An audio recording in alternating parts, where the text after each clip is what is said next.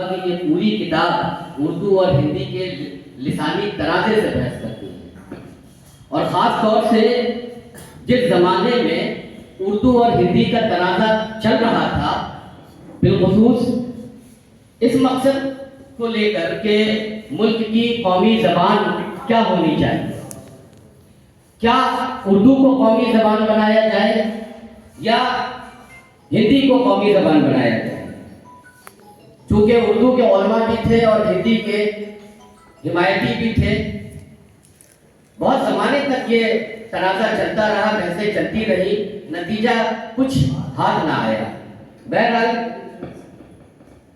سیاست نے زور پکڑی، اور چونکہ اکثریت دیوناگری اسکرپٹ جس میں ہندی لکھی جاتی ہے، اکثریت دیوناگری میں لکھنے والوں کی تھی، اور مسلمان جو اردو رسم الخط میں اپنا اظہار خیال کرتے ہیں اور آج بھی کرتے ہیں، وہ اقلیت میں تھے مسلمان، لہذا ان کی آواز دب گئی۔ اس کتاب میں بالخصوص پارلیمنٹری سیشن میں جو بحثیں ہوئی ہیں زبان کو لے کر کہ قومی زبان یا سینٹرل گورنمنٹ کی جو دفتری زبان ہوگی وہ کیا ہونی چاہیے، اس کے خاص اہم حصے اس کتاب میں شامل ہیں، اور اس میں کئی معزز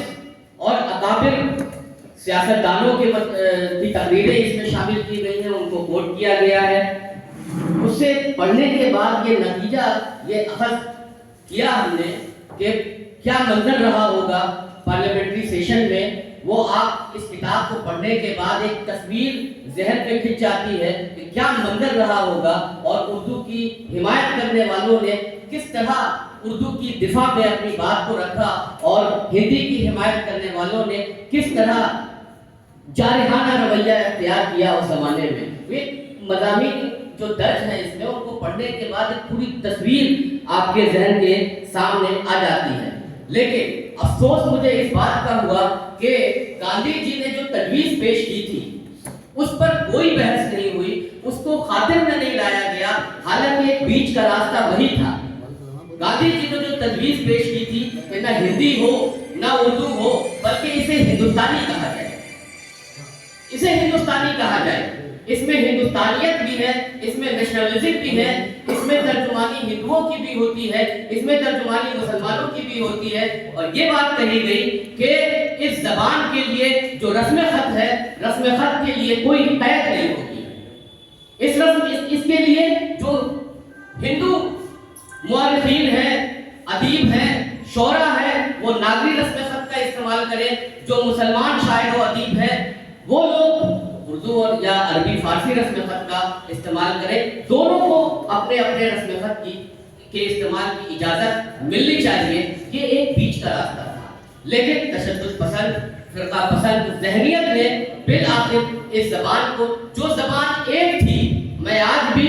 اردو اور ہندی کو علیحدہ زبان نہیں مانتا، اس لیے کہ جن بنیادوں پر اردو کھڑی ہے انہی بنیادوں پر ہندی کھڑی ہے۔ آپ ایک زبان کی شناخت کن بنیادوں پر کرتے ہیں؟ ایک زبان کی شناخت اس کے قواعدی ساخت پر ہوتی ہے، اور معاف کیجیے گا کہ ہندی کی جو قواعدی ساخت ہے اور اردو کی جو قواعدی ساخت ہے، دونوں ایک ہیں،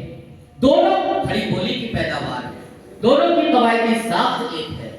آپ کس طرح ان دونوں کو الگ کر دیں؟ محض لفظیات کی بنیاد پر آپ ہندی کو ہندی اور اردو کو اردو قرار دیں گے۔ اردو میں مانتے ہیں ہم کہ عربی اور فارسی کے الفاظ زیادہ ہیں، ہندی میں سنسکرت کے الفاظ زیادہ ہیں، لیکن معاف کیجئے، عوام کو مشکل اور ٹھیٹ الفاظ سے کوئی مطلب نہیں، عوام کو عام بول چال کی زبان کو اپناتی ہے، اور عام بول چال کی زبان آپ کی وہ ہندوستانی ہے، وہ خالص اردو جس میں عربی فارسی کے الفاظ پھوسے گئے ہیں وہ بھی نہیں، اور خالص ہندی جس میں سنسکرت کے کلشٹ اور ٹھیٹ الفاظ پھوسے گئے ہیں وہ بھی نہیں۔ اصل میں یہ تو عام رابطے کی زبان تھی نا اردو، جسے اردو کہیے ہندی کہیے، اصل میں تو اردو کا ہی نام ہندی تھا۔ اردو اپنے ابتدائی زمانے سے لے کر 19ویں صدی کے اواخر تک الگ الگ ناموں سے پکاری گئی، الگ الگ ناموں سے، کبھی کبھی اسے ریختہ کہا گیا، کبھی ہندوی کہا گیا، کبھی زبان شاہی کہی گئی یہ زبان، کبھی زبان شاہجہانی کہی گئی، کبھی ہندوی کہی گئی، کبھی ہندی کہی گئی، گجرات میں پہنچی تو گجری کہلائی، دکن میں پہنچی تو دکنی کہلائی، دکنی کہلائی۔ اس طریقے سے الگ الگ ادوار میں اس زبان کے الگ الگ نام پڑھتے چلے گئے، لیکن اردو کا نام اس زبان کے لیے، اردو کا نام اس میں لسان کے معنی میں واحد اردو کا نام صرف ہمیں مصطفی کے یہاں ملتا ہے۔ اور مصطفی کا شعر ہے کہ خدا رکھے زباں ہم نے سنی ہے میر و مرزا کی،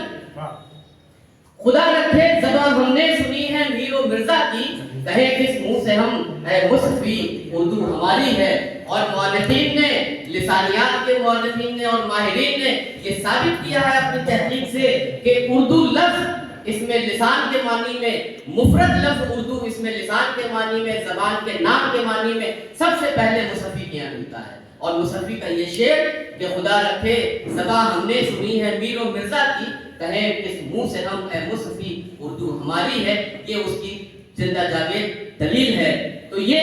زبان اردو، یہ سنسکرت کا بھی وہی معاملہ تھا۔ سنسکرت کا زبان، سنسکرت تو بہت بعد میں پڑتا ہے بھائی، پورے 1000 سال تک شمالی ہندوستان میں سنسکرت بولی جاتی رہی، لکھی جاتی رہی، پڑھی جاتی رہی، لیکن اس زبان کا نام سنسکرت نہیں تھا۔ 1000 سال کے بعد بلکہ سنسکرت زبان کا اولین قواعد کی کتاب لکھنے والا پانینی جب اشٹادھیائے لکھتا ہے اور وہ اس کتاب میں اس زبان کو سنسکرت نہیں کہتا، وہ بھاشا کہتا ہے، بھاکھا کہتا ہے، بھاکھا کہتا ہے، وہ اس زبان کو کہتا ہے یہ بھاکھا ہے۔ اور یہ کتاب جب اشٹادھیائے منظر عام پر آئی، پورے یورپ اور امریکہ نے تسلیم کیا کہ پانینی کی کتاب اشٹادھیائے یہ گویا کہ سنسکرت کی اولین کتاب ہے۔